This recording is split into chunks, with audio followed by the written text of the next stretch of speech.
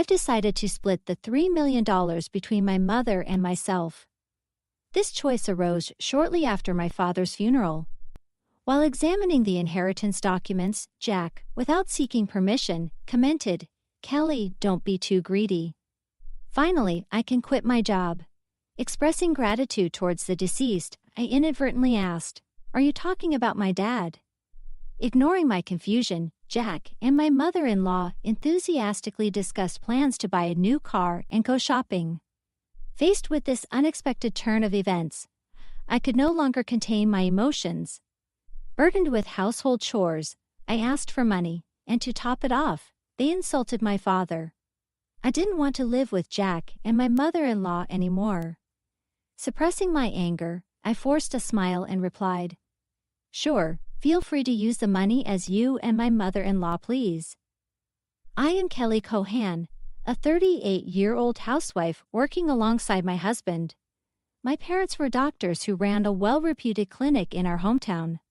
As an only child, I was showered with love. After graduating from the School of Pharmacy, I secured a job at a major pharmaceutical company. Although my parents were disappointed I didn't become a doctor, they respected my decision.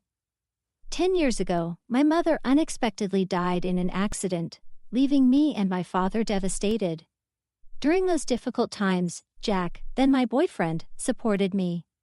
We met through a mutual friend, and 2 years after my mother's passing, Jack proposed. Despite earning significantly more, he was an ordinary salaryman in the food and beverage industry. I believed we could overcome any difficulty and be a happy couple. My father was overjoyed when I told him about our engagement. Facing my father, Jack stood straight and promised, "I will make her happy." Standing next to Jack, I was enveloped in feelings of happiness. The following week, we went to Jack's family home to announce our marriage. His mother, with flashy makeup and divorced from Jack's father, evaluated me rudely. "Marriage, huh? You're Jack's choice, are you? Isn't she playing for your choice? And she's older, right? Wouldn't a younger and prettier girl be better for you?" Jack quickly retorted, "Mom, you know M Pharmaceuticals, right? Kelly works there. Her father is a doctor and runs his practice." Expecting Jack to praise my character, he emphasized the financial advantages. Hearing this, his mother's expression changed to one of satisfaction. "Oh Jack, you shouldn't have told me such important things earlier. That changes everything. I happily approve of the marriage. Nice to meet you, Kelly. Thank you." After gaining approval for our marriage from Jack's mother, Jack was overjoyed. However, I couldn't shake off a sense of unease. Despite things going smoothly and our decision to get married, when we were about to register our marriage, my father, a doctor and real estate investor, gifted me an apartment in a luxury building in New York City. I told Jack, "Dad has given me this apartment as a wedding gift, but it's our new home. Let's live here happily and peacefully together." Jack smiled happily, and thus, our married life began. However, after getting married, I realized something. Unsettlingly, Jack, who had lived with his parents until then, was almost incapable of doing household chores. He couldn't cook, didn't know how to use the washing machine, and showed no interest in learning. He would leave his garbage scattered around without bothering to throw it away. While I wanted to diligently share household responsibilities, Jack's careless attitude increased my dissatisfaction. In the first year of marriage, I took on all the household responsibilities, despite some complaints, given that we were still in the honeymoon phase. However, with the exhaustion from work and struggling to keep up with chores, I reached my limit in our second year. Deciding to have a serious talk with Jack about sharing household duties, I bravely expressed my dissatisfaction. To my dismay, Jack responded without gratitude or reflection, saying, "I'm tired from work too. You're much better at chores than I am. It's better if you do them since I'm not good at it." Dismissed just like that. Jack hardly helped with the chores, and I continued to bear the brunt of our household responsibilities. But that wasn't the only problem. After marrying Jack, I discovered his mother also had some peculiar ideas. Jack wasn't very interested in seasonal events, so I decided to send a quality scarf and carnations to his mother for Mother's Day. Despite choosing a nice scarf from a department store, his mother called me sounding displeased. She criticized the scarf, saying it wasn't from a famous brand and was absurd to send such a no-name item. I tried to explain its quality, but she wouldn't listen, insisting she wanted items from a very famous luxury brand. Stunned, I reported this to Jack when he returned home. Instead of empathizing, he said, "What? It's just being. Just do as she said." Jack didn't take my side, and from then on, we started giving her cash as she demanded. Moreover, by our 5th year of marriage, she began visiting our home frequently, always finding reasons to ask for money. Jack, without any complaints, would always smile and give money to his mother. Even though I had a job, Jack's income was limited and small, making our daily life just barely manageable. Desperation led me to dip into our savings to cut living expenses. Despite my frustrations, I knew Jack cherished his mother, and she was an important person to me, having supported me during tough times. She's the mother of someone important to me, and with that thought, I endured. Now, in our 8th year of marriage, I continue to handle all the household chores and keep giving money to my mother-in-law. One day during this routine, my father, whom I hadn't seen in a while, unexpectedly called me. The story he shared during our rare meeting was shockingly unexpected. He revealed that he was suffering from terminal cancer, and treatment was no longer possible. Overwhelmed with shock, tears spilled from my eyes. My father gently stroked my head, just as he did when I was a child, saying I questioned my father, asking, "Why even you?" Thus, my days became a juggling act of work, household duties, and visits to my father's hospital. While work allowed some flexibility, managing the household was not easy. When I told Jack I would be caring for my father, he showed no reaction or willingness to help. "Well, it's tough with your father's sudden condition. Please do your best," was the only thing Jack said. He visited my father in the hospital only once. I was so preoccupied with my father's care that I had no time to spare for Jack. If I had time to worry about Jack, I wanted to prioritize my father. One day, as my father lay in his hospital bed, he suddenly asked me, "Kelly, how is your marriage with Jack going?" Caught off guard, I found myself thinking about Jack's attitude at home and his mother's behavior. I couldn't answer properly. Seeing my hesitation, my father seemed to understand and spoke to me, "Kelly, you don't have to endure. Think about your happiness. Don't worry, you won't have any hardships after I'm gone." I couldn't hold back my tears, and my father silently and firmly held my hand.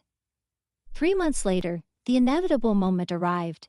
My father passed away quietly, engulfed in immense sorrow. I started arranging the funeral. Jack, however, showed no interest in my grief and didn't help with any preparations. Despite this, I was too busy with the funeral arrangements to pay much attention to Jack.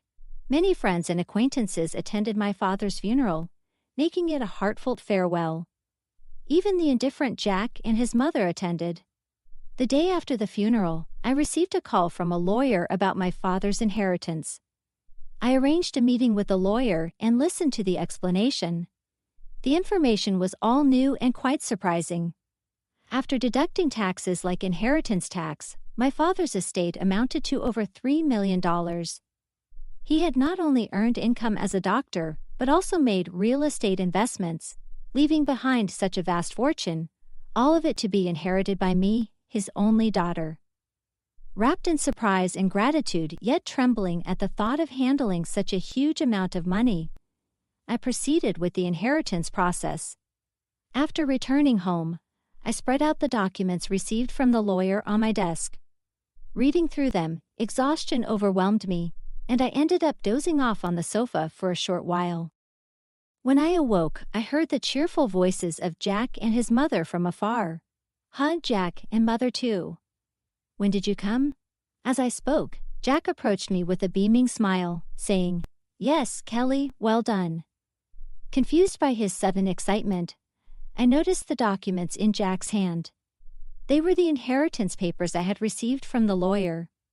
"Wait, don't just read those without asking. Shocked and angry at Jack for looking through the documents without permission, I raised my voice at him. However, my mother-in-law, unconcerned, happily chimed in, "Wow, an inheritance of $3 million. Isn't that amazing? Now we can live comfortably for the rest of our lives." Confused, I couldn't understand why my mother-in-law suddenly said that. Then Jack turned serious and continued, "By the way, about this $3 million, I decided that it will be split between me and my mom." It was right after my father's funeral. Jack, having looked at the documents related to the inheritance I was supposed to receive without permission, said to me, "Kelly, don't be too greedy. Oh, now I can finally quit my job. I have to thank that doddering old man." Doddering old man? Are you talking about my dad? I accidentally said it out loud. Well, anyway, let's proceed with the inheritance process and get the money into our joint account as soon as possible. Ignoring my confusion over this sudden turn of events, Jack and my mother-in-law were excitedly talking about buying a new car and shopping. At that moment, I couldn't hold back my emotions any longer. I was on the verge of exploding. Burdened with household chores, asked for money, and to top it off, they insulted my father. While holding back my anger, I replied with a forced smile, "Sure, use the money as you and my mother-in-law please. As you wish." Hearing this, my mother-in-law, seemingly satisfied, said cheerfully, "That's the spirit, Kelly. Quick to agree. Now make sure you work hard and earn money. I don't want our savings to decrease, so work hard." I just nodded and pretended to listen to her selfish words. Afterward, Jack and my mother-in-law began living as if they had lost their minds, consuming money lavishly. Jack quickly quit his job, and my mother-in-law practically moved in with us, staying at our house constantly. They would leave in the morning, returning with luxury brand items they had splurged on. The 3-star restaurant we went to today wasn't as great as I expected. Yes, it was a bit underwhelming for us, the sophisticated ones. They had conversations as if they had become wealthy celebrities, while dumping all the housework on me as if I were a maid. Jack seemed to think my father's inheritance would come through immediately. He carelessly withdrew money from our joint account, and my savings of $100,000 dwindled rapidly. When I protested their excessive spending, Jack just laughed it off. "Huh, what are you talking about? Isn't $3 million coming soon? Then this kind of spending is no big deal." I warned him, I've already stopped it, but Jack completely ignored me. Then, a month later, Jack and my mother-in-law suddenly left for a trip to Hawaii. I wasn't invited and was left alone at home. After seeing them off, I decided to take action. About a week later, while I was relaxing at home, I heard a loud knock on the door. Wondering what was happening, I glanced at the intercom monitor and saw Jack and my mother-in-law, both dressed in aloha shirts, standing at the front door. What do you want?" I asked calmly and coldly. With anger, Jack yelled, "What are you even talking about? Why won't the door open?" Seeing Jack and my mother-in-law confused as to why the door wouldn't open, I confidently answered through the intercom, "Well, I changed the locks on the door, so of course it won't open." "What? Why?" "Let's talk over this calmly at the nearby cafe. Please go ahead. I'll join you shortly," I suggested. Jack and his mother, after shouting in front of the entrance, seemingly realized it was futile and soon headed to the cafe. Once I confirmed they had left, I made my way to the cafe. Arriving there, I saw Jack and his mother, who had arrived earlier, waiting in a state of fury. "Hey, what's this about? Did you change the locks? Hand over the new keys right now." "There's no need for me to give you the new keys.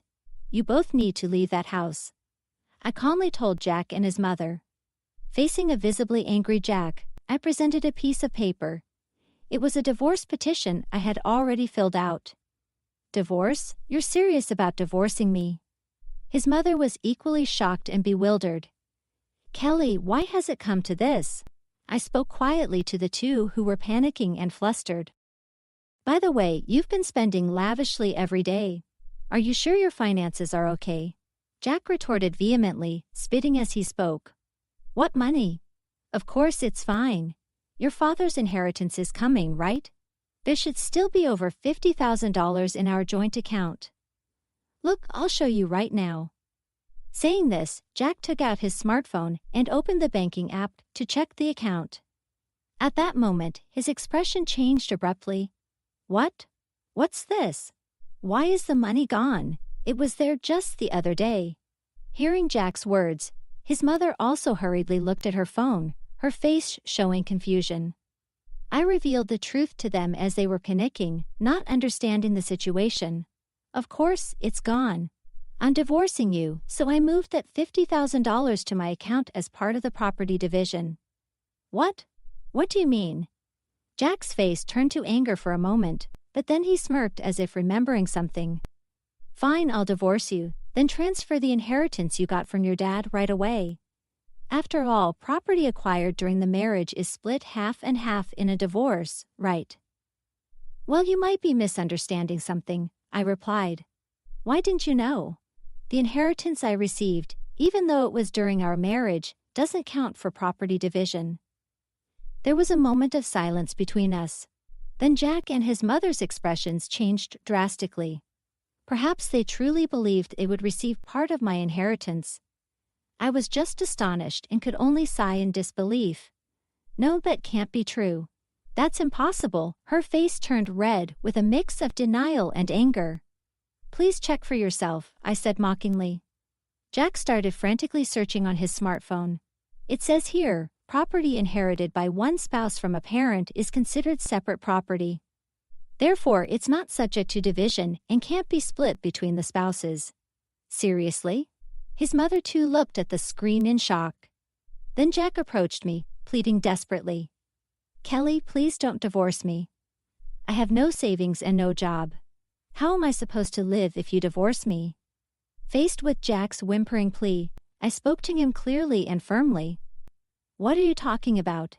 Take responsibility for your actions. I will never forget how you both treated me. I'm divorcing you. I'll go to court if I have to. Intimidated by my fierce demeanor, which they had never seen before, Jack and his mother shrunk back in fear, whimpering softly. Leaving the two of them dejected, I walked out of the cafe. Later on, Jack and I were able to go through the divorce proceedings without any issues. The $50,000 I had moved from our joint account was recognized as part of the marital property division. Eventually, I managed to get Jack and his mother out of my house. Jack, having already squandered the money from the property division, found himself penniless. Furthermore, he was overwhelmed with bills from the overseas trip and other expenses he had paid for with his credit card. Quickly sinking into debt, Jack and his mother had to take on even more debt to make these payments, and they now live in a rundown apartment, working tirelessly every day to pay off their debts. The stark contrast to their former lavish lifestyle has been a huge shock for them. On the other hand, I sold a condo I used to share with Jack. I then moved into the apartment that used to belong to my father. I continue to work as before, but with the inheritance I received from my father, I am living a comfortable life financially. With gratitude to my late father in my heart, I want to start anew and cherish my life ahead. I aim to protect my happiness